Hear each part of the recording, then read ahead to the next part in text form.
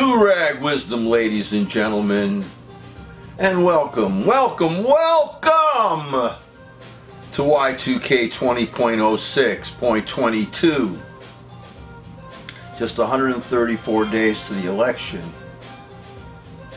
Fake Senate impeachment trial, no vindication, no adjudication, no exoneration.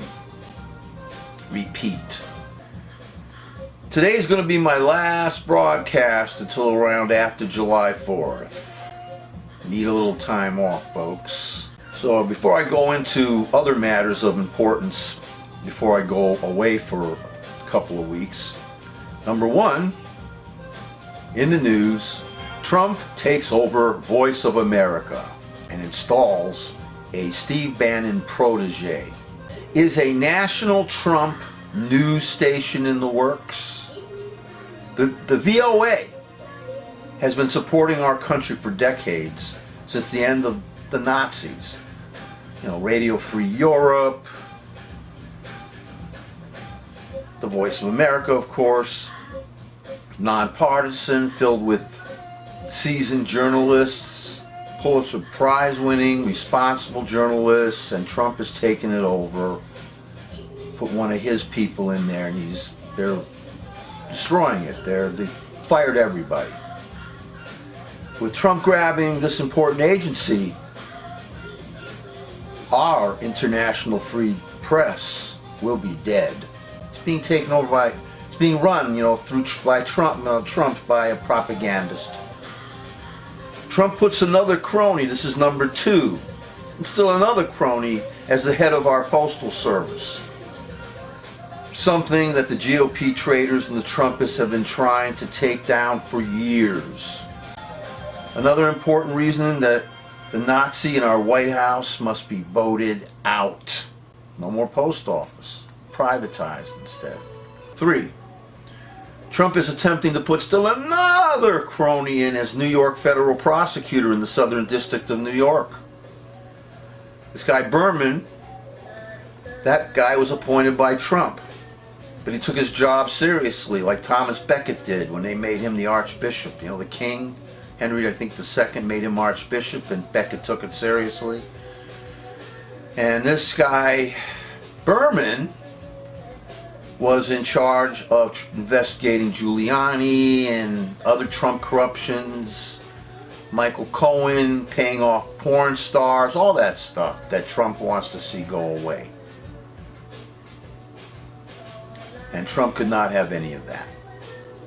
Sure, let's not go to the polls this November, folks, and allow the 60 million who support Trump to put him back in the driver's seat so he can finish driving the USA off a cliff. 4. Every poll is showing Joe Biden ahead. Pundits are making fun of how Trump walks downstairs, or how he drinks water, or how he slurs his words, or how he failed to attract tens of thousands at his Tulsa rally. But the only poll that matters is the poll we attend on Election Day. And so far, I am far from confident that the plan to make fun of the creep on the road to our election is going to work. Nowhere. In fact, I am hoping that the very least Democrats hold on to is the House and gains the Senate, because only then can we disable the monster in our White House, who has a good chance of winning in our define deviancy down culture. 5. I did not watch the Bolton interview, nor am I going to buy his book. If I can read it for free, I will. When it counted and we needed witnesses to testify against Trump during his impeachment trial, Bolton chose to say nothing so that he could make more money on his book. When it comes out, and I guess it is coming out, And if enough people buy this coward's book, I guess he is right, and we do not have any hope or any dignity. And 6, the music you hear in the background is by Deep Forest, and it's based on African pygmy music. I will not be broadcasting for about 2 weeks, and that depends on how fast, I stop feeling disgusted about what I've seen in the news over these past months, especially since the start of our pandemic, of the CV-19 era. So I just need a little time to just get it out of my system, and I don't want to watch and see any news, think about any news, because after July 4th I'll be right back spitting fire, hopefully, alive, hopefully, because with this virus going around, we don't know what's going to happen. I firmly believe that we have taken our unique and majestic planet and turned it into a hellhole.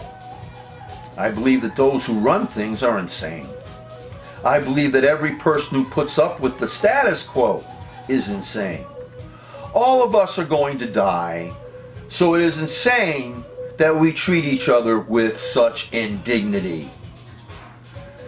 Doing these broadcasts requires me to watch the news, of course, and read the news, so I don't sound like an idiot when I broadcast to you.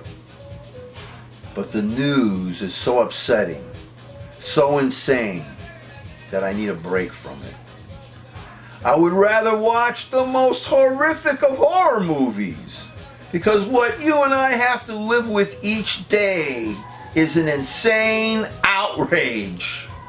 Especially when we have only this life to live, with no afterlife, no paradise to come bullshit. Of course, that's my opinion. Cut the crap and pass the fork. Here's another thing. Stop using the term defund the police. As I go into my vacation for the first part of this summer, defund the police is a statement that is nebulous, and it gives our enemies a chance to undermine us. Who the hell comes up with this crap? I personally prefer to use the terms R&R. That is, reimagine and reform the police. If you agree or disagree, please let me know. As you know, free speech, this is a free speech area. Please continue to have your free speech. Our free speech.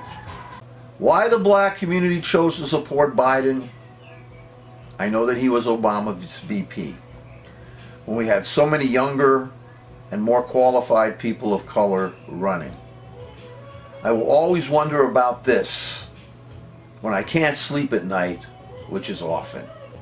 Nevertheless, since Biden is the choice, I will vote for him when the time comes in November, and he better pick a woman and a black woman to be his running mate.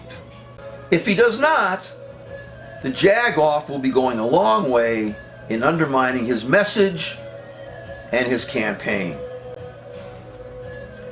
As you know, folks, another message for you as I go off into the wilds. It is always about filthy money. You would think that baseball would open with no fans in attendance and with players being protected. Okay? Because baseball has a way of lifting our American spirit. But no, no, no.